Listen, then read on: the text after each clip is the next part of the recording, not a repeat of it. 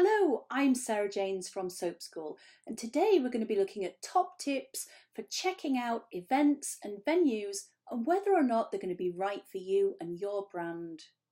Now, we are coming up to the busiest time of the year for both selling cosmetics and candles, and you might be wondering about maybe booking into some local events in your area.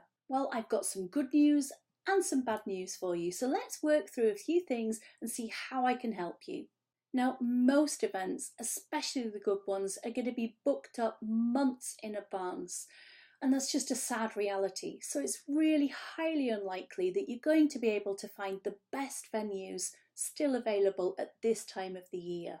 But that doesn't mean that all is lost, and actually there are some really great things that you can do to maximize your potential for the future. So let's work through a few of these and see how you can check them out in more detail and make sure that these venues and events are going to be the best fit for your business.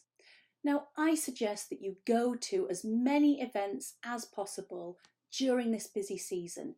Try and visit an event a couple of hours after it started so that you can gauge how popular it is. As you start pulling up to the event itself, think about how accessible it is. Does it have adequate parking for people to attend or for you as an attendee?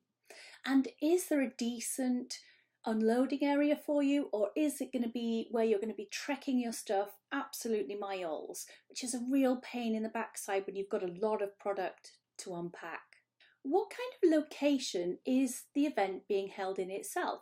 Does it have good visibility from the road? Has it got passing traffic? Has it got local footfall? These are all really important aspects to consider.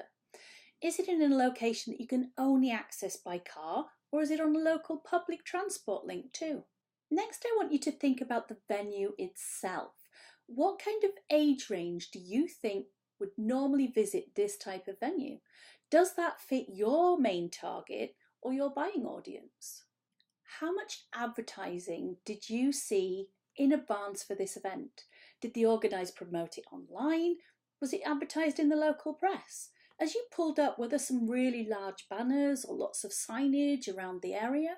And how did you hear about it yourself? Is it something that you've heard other people talking about? Have they been saying that it's something that they were going to visit this weekend? Next, I want you to think about what's happening as you enter the event itself. How are you greeted? Does it look like it's a really well organised and structured event, or is it quite chaotic? And how many people are there as visitors?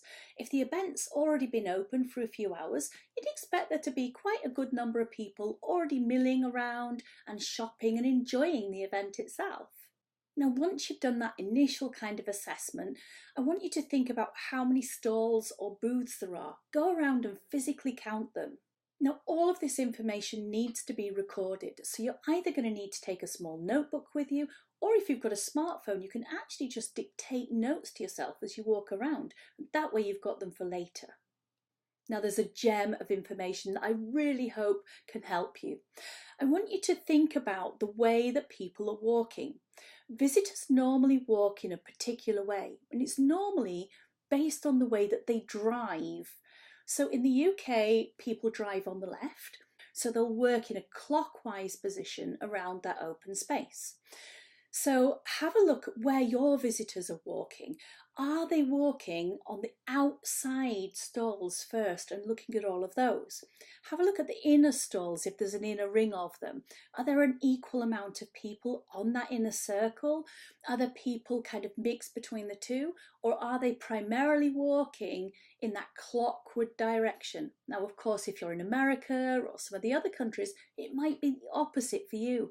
So it's really useful to see what the natural flow of that event is. Understanding the flow of that event is going to help you to know where you need to be positioned and where you need to be asking for when you look at booking that stand. Now, this natural flow and the way that people move around events is not just important for the main area.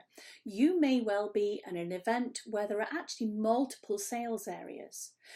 And there's always one key area that's super popular, and sadly a lot of areas just don't get the same footfall. So you need to make sure that you understand how things are laid out, where they're positioned, how many rooms and spaces there are, and also how they're used by the visiting public. So for example, I've been in beautiful places like stately homes where if you're in the main section downstairs you get tons of footfall, but if you're tucked away upstairs in one of their other rooms, they're dark, you can't really see anything, they're tucked down little corridors. Or even in a large school environment, the main hall could be super busy, but there could be a corridor going off and another whole area of space, but it just doesn't get visited or utilised. And one of the key things that's a killer is a cafe, because if there's a cafe or a kind of rest stop point in between the two connecting zones, you can bet your bottom dollar that they don't even move on and go and visit those other areas. So don't get caught out. Check in advance and find out where you need to be positioned when you're making your bookings.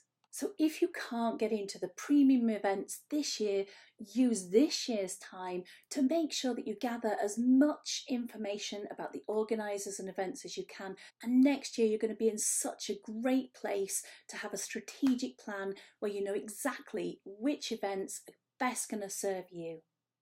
I'm Sarah Janes and I can't wait to see you in another video. See you soon. Bye bye for now.